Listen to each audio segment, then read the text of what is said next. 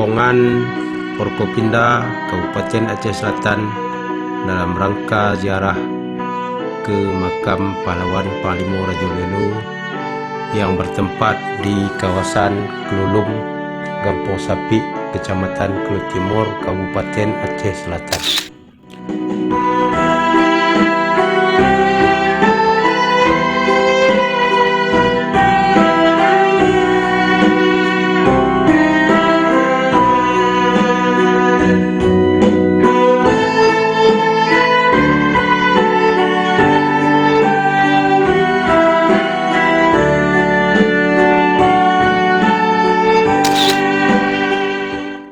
Inilah komplek makam pahlawan Panglima Rajolelu, bahwa di tempat inilah terjadinya peperangan antara pasukan Panglima Rajolelu dengan pasukan Belanda yang dipimpin oleh Kapten J. Paris yang konon kebal intan dan peluru.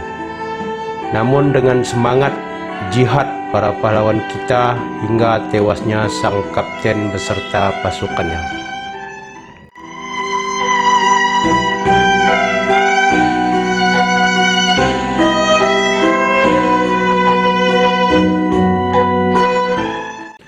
Sekda Aceh Selatan beserta rombongan melakukan tabur bunga ke seluruh pahlawan yang telah gugur, sekaligus ditutup dengan pembacaan doa kepada para syuhada.